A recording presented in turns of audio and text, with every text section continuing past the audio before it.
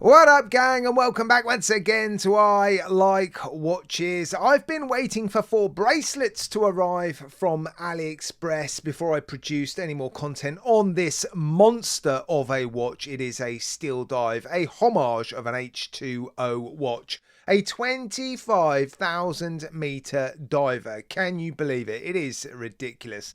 The bracelets have arrived. I've got 4 24mm non-tapering solid stainless steel bracelets down here to show you on this watch. Let me just see if I can pick them up.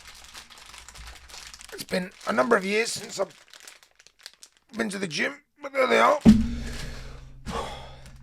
I'm also going to let you know why this has to be one of the most versatile watches I've ever bought. And sadly, the hydraulic press channel weren't interested in trying to test or destroy this watch.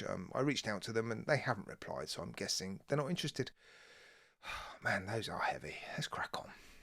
Right, let me start by giving you some incredible facts, figures, stats and specifications. I've already mentioned the water resistance rating, 25,000 meters. Obviously, that can't be tested. And what is the point, honestly? I guess it's a little bit like, well, Ferraris, Bugattis, sports cars. You can't test them to their limits, but sometimes it's fun to own them, I guess. I don't know. But anyway, I am going to test it inside of Herman towards the end of this video, so make sure you stick around for that. 60 meters of water resistance. Will it pass? Well, it should do, and you shouldn't have any trouble getting down to, well, any sort of depth really, because this thing is heavy. The case alone is 183 grams. The supplied bracelet is 78 grams. That takes the total weight to roughly 261 grams. I was actually expecting it to be heavier than that, but I think this bracelet is actually lighter than all of the other bracelets that I've bought in, so yeah. When it is paired with a proper solid stainless steel bracelet, I suspect that figure is going to rise. It's 22.6 millimeters thick. It's a chunky boy. Bezel diameter is 46 and the case length 55. Those are reasonable numbers apart from the thickness, of course. That is, yeah, it's a monster. 24mm lugs, 7.7mm crown. It's actually starting to look like a good everyday watch, isn't it? And in the introduction I spoke about its versatility. It really is an incredibly versatile watch. In fact, you don't even need to buy it as a watch. If you live on a hill and you're worried that your handbrake might fail, you can just shove it under a tyre. That car's not going anywhere. Or maybe like me, you're a little bit vertically challenged. Well, it's going to help you reach those, well, slightly harder to reach places. You could use it as a paperweight that tells the time. That's quite cool, actually. Or as a doorstop. It really is heavy enough to stop doors from swinging. But of course, I know that's not really the reason you're likely to be semi-interested in this watch. The reason you're interested in this watch is because it's just a beast of a dive watch. And the loom is, yeah, just as beastly, to be honest. Right, I'm just going to pause the video for a couple of seconds to give you guys a chance to sub, hit that like button, hit the bell notifications icon as well, because, well, if you enjoy my content, why not come back for more? Cheers, guys. The initial loom burst is seriously impressive. If you want to know how well it lasts, stick around to the end of the video and I'll show the typical loom degradation clip that I like to show. I'll also show you the legibility test that I like to perform, and it is going inside of Herman. So what did I pay for this 261 gram time telling paperweight? Well, $389 US roughly. That's around £300. It's a lot of money for a steel dive, isn't it? But it is actually quite nicely finished. The bezel action is also pretty nice. It's a lot lighter than I was expecting. I was expecting it to be a real beastly sort of bezel action, really chunky and sort of meaty, but it's quite light and dainty.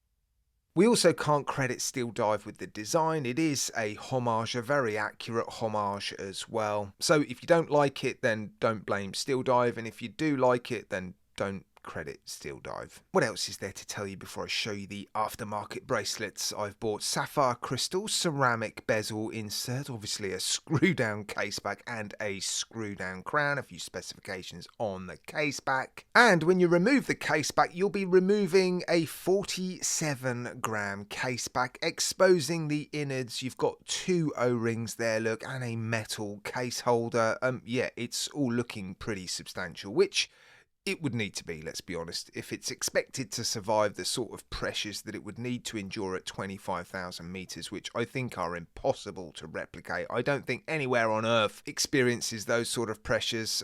But anyway, yeah, if it's expected to endure at least a decent amount of pressure, then you would expect it to be well engineered, and it does appear to be, actually. Right, let's take a look at the bracelets that I've bought for this thing. I've bought these bracelets because, well, this supplied bracelet has to be cut down with some sort of Dremel tool. It's, yeah, not something you can reverse, and I don't want to resize it because I'm not going to be wearing this watch, I'll be honest. And yeah, if the hydraulic press channel don't want it, which they don't seem to, I'll be forced to sell it to invest that money in other watches. So yeah, I'm not going to resize the supplied bracelet, but I would like to at least put it on my wrist and have it fit to just experience it. So yeah, I've bought some aftermarket bracelets and they all seem to be pretty decent quality. This Milanese bracelet, very, very nice. I've actually bought this bracelet before in a different size. All of these bracelets are available in different widths. And yeah, I rebought this one because it is a very, very nice bracelet, although I just don't think it really suits the watch. Now this is much more like it. A 3-link sort of angular bracelet, really chunky bracelet. It's gonna push the weight right up. Milled inner elements to the clasp, pressed outer shell, a few micro adjustments, solid links, solid end links, push pins, but that's not too much of a problem for me at this price point. Then you've got another very similar looking bracelet, although this one has slightly larger links towards the case, which is a bit different, isn't it? Pressed clasp on this one though, so I'm not overly impressed with the clasp. And then you've got this more sort of intricate bracelet, which, yeah, I'm not a fan of this particular style. But again, it's got milled inner elements to the clasp. It feels like decent quality. Pressed outer shell, a few micro adjustments, solid links, solid end links, and again, push pins, I think. But still, again, I don't mind that. And obviously, on my wrist, it feels, well, just massive, heavy, huge. I'm not going to wear this, not even for a whole day. In fact, just wearing this for an hour is a challenge. But I'm not a big guy. I don't have a massive wrist. Interestingly, when I posted the first video on this watch, there were a few people out there saying, I want one of these. So there is a market for watches like this, and I do like to wear every now and then a big chunky diver, just not this extreme. It's just way too extreme for me, this. And I think it will be for most people, but yeah, there will be a handful of people out there that this appeals to, and I can sort of see why. It's definitely different. Right, while I wrap it up, I'll perform the legibility test. I'll also show you the lume degrading over a 5-minute period, and you're going to see this thing inside of Herman. Of course it's gonna pass. 25,000 meter diver. There's no chance Herman's going to be able to kill this thing, although I think the hydraulic press channel might have done, you know. As much as this thing is very substantial, you're still relying on rubber gaskets, aren't you, to keep water out? And I just don't see how those gaskets are thick enough and strong enough to, yeah, cope with the sort of pressures we would expect at even 3,000 meters, which is, I think, the hydraulic press channel's limit. Hey ho, it wasn't meant to be. So if you're interested in this watch, I'll be popping it on my eBay store and on my website shortly after this video goes live. Right guys, as always, massive thank you from me to you for tuning in. I do appreciate it. Take care, look after yourselves. You'll see me again very, very soon.